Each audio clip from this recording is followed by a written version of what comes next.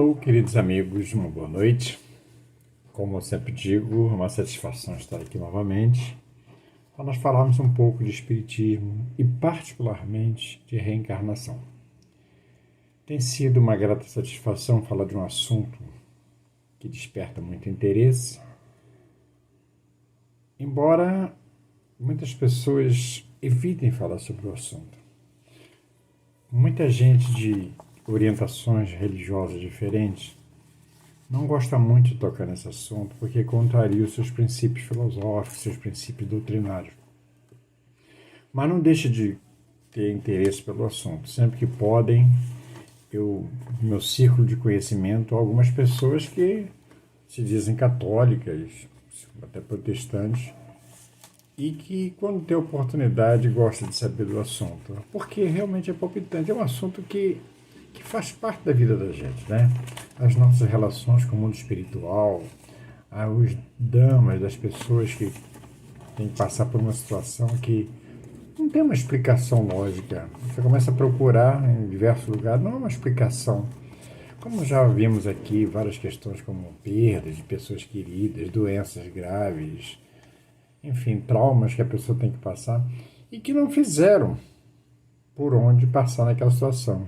Embora nós sabemos que a lei de causa e efeito seja importantíssima, uma lei importantíssima, a lei divina, mas como nós, nessa existência, não temos conhecimento da causa, que pode ter sido uma outra existência, discordando do princípio de reencarnação, essas pessoas não admitem que tenha havido uma outra existência. Não admitindo que tenha havido uma outra existência, essas enfermidades, esses traumas não podem ter tido origem lá, porque simplesmente contraria o princípio filosófico doutrinado das outras religiões. Mas nem por isso essas coisas deixam de existir. E aí ficam sem explicação.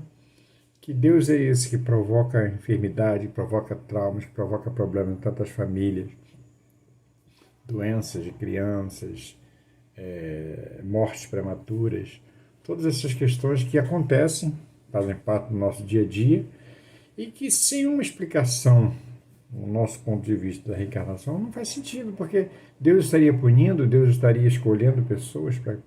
Uma criança, por exemplo, que ainda não, muitas vezes não teve tempo de cometer erros, de cometer injustiças, mas já sofre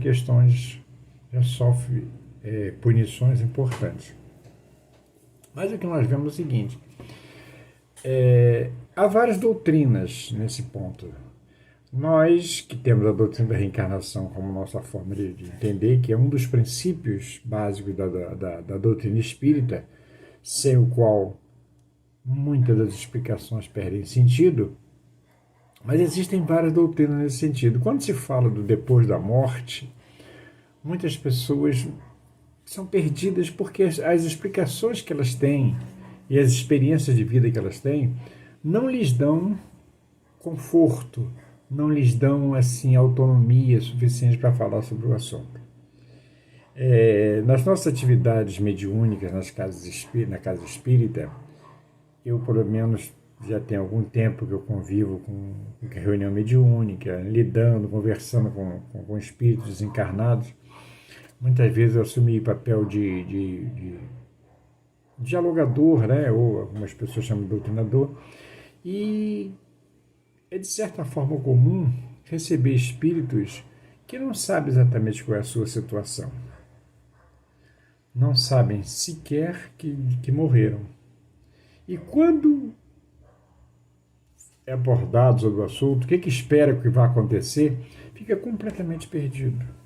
Porque encontram lá, às vezes mesmo quando já descobre, no decorrer de uma conversa, no decorrer de um diálogo, que consegue perceber que realmente já morreu, que já não faz mais parte do mundo dos vivos e que está... Enfim, por argumentações nossas, por provas visuais dele, ele percebe realmente que morreu e fica completamente perdido porque isso contraria o que ele tinha aprendido durante muito tempo, como, por exemplo, ficar esperando o julgamento final. Ser amparado, ficar no estado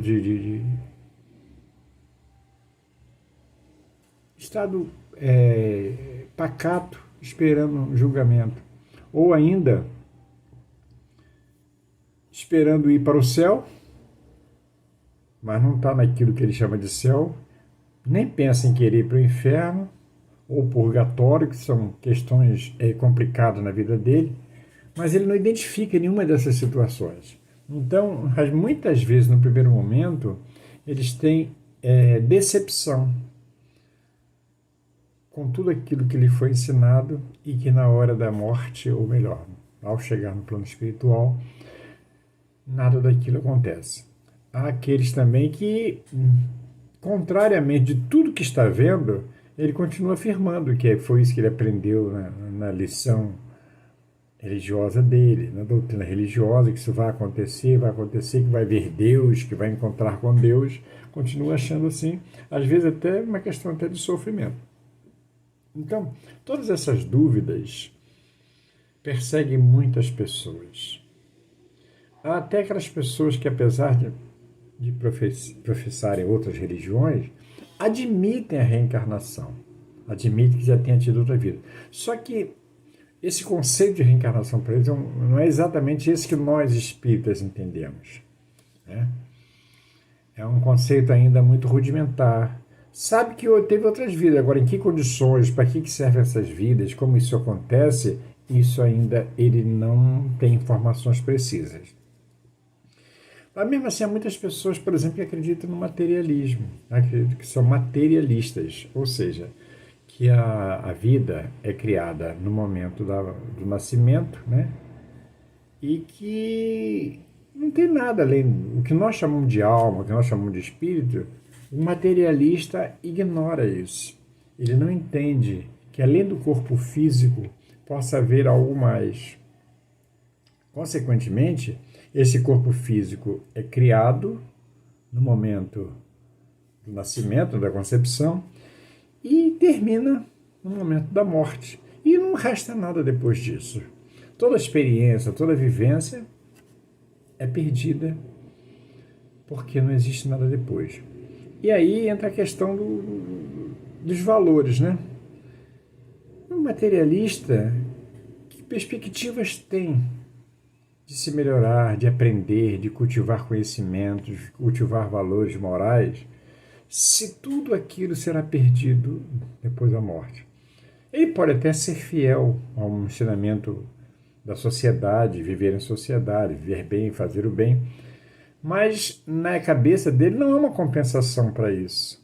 Ele nunca vai ter um benefício decorrente daquele bem que ele prometeu. Logo, de nada serve pensar nos outros, pensar no bem que pode fazer. E aí concentra a vida, concentra os seus pensamentos na sua própria vida, naquilo que ele pode fazer, naquilo que ele pode usufruir, enquanto está aqui.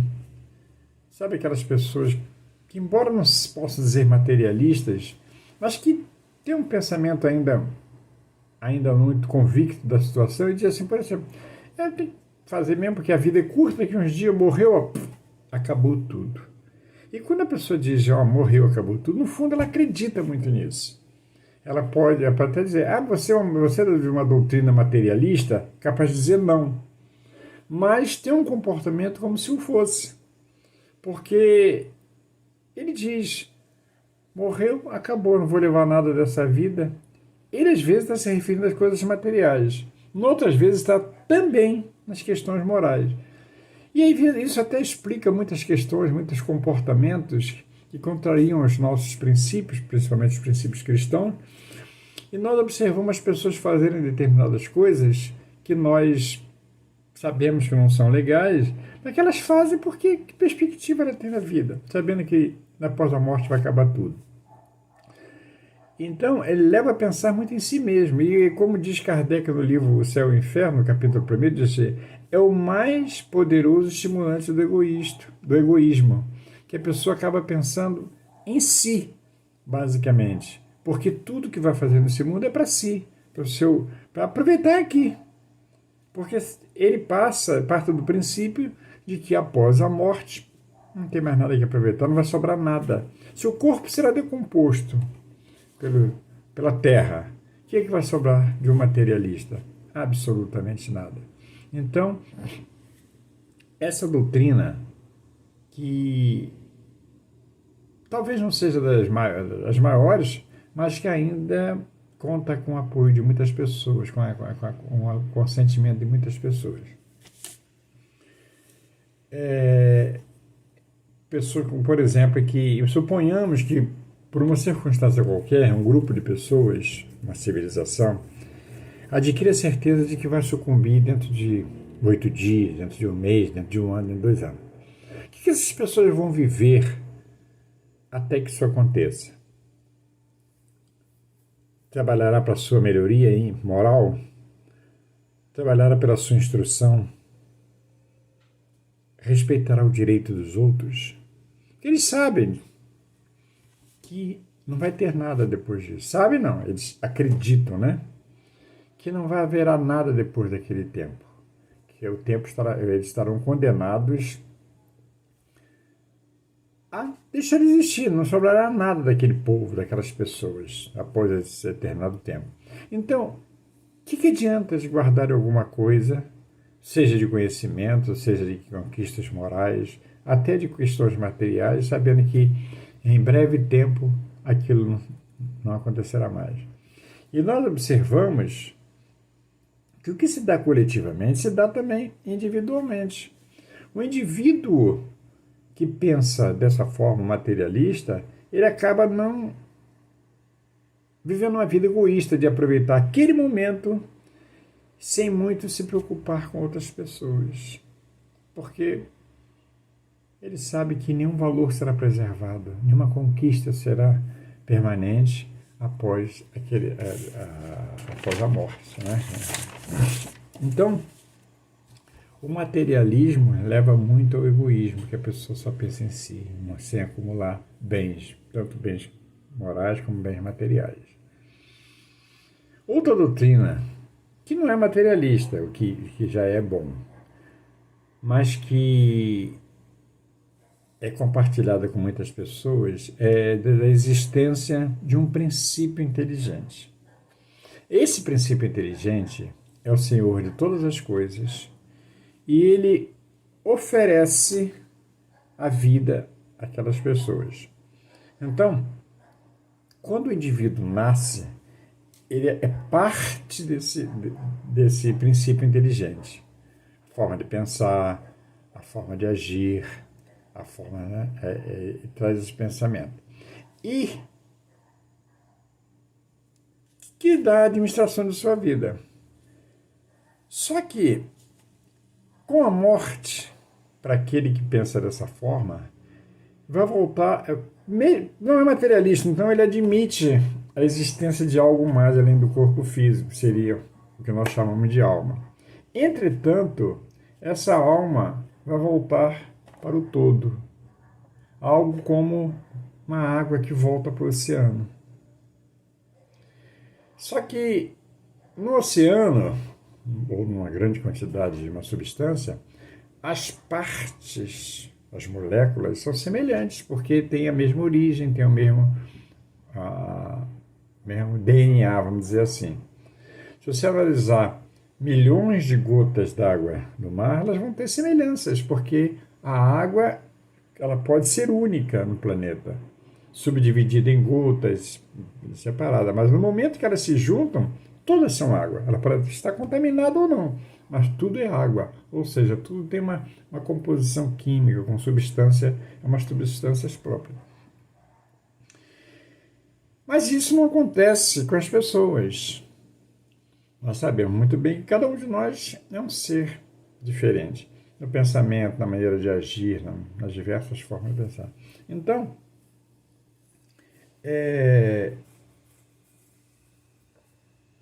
nessa forma de entender, o princípio absorve a todas as coisas. Então, essa forma de pensar fica difícil de compreender no sentido de que faz parte de um todo e volta para esse todo. Nesse caso também, o indivíduo perde as suas características individuais, como, por exemplo, as conquistas de conhecimento, as questões morais, seus amores, tudo isso deixa de existir após a morte. Que o indivíduo não tem individualidade. E isso é o que mais difere da teoria da reencarnação. A reencarnação, o indivíduo mantém a individualidade, ele continua sendo um ser único. Nesse pensamento desse princípio inteligente, que é fora da matéria, essas coisas não acontecem, porque o indivíduo, quando nasce, vem de um todo, como se pegasse uma parte daquele todo, uma parte daquele todo. Imagina de um poço, de um lago, de um mar, pegasse uma parte daquela água e como se aquela água tivesse vida própria. E ao final do uso daquela água, ao final da vivência física, ele retornaria, essa alma retornaria a um todo, que é o princípio inteligente. E como nós falamos há pouco, se saíram todos do mesmo lugar, deveriam ser todos iguais, porque o DNA é o mesmo. Da mesma forma que a água, em todas as suas mais diversas formas de depósito, elas têm as mesmas substâncias, as mesmas moléculas, os mesmos átomos, as pessoas que vivem, que pensam nesse todo, é como se fosse uma gambiarra, né? Elétrica, onde você tem um fio com várias lâmpadas.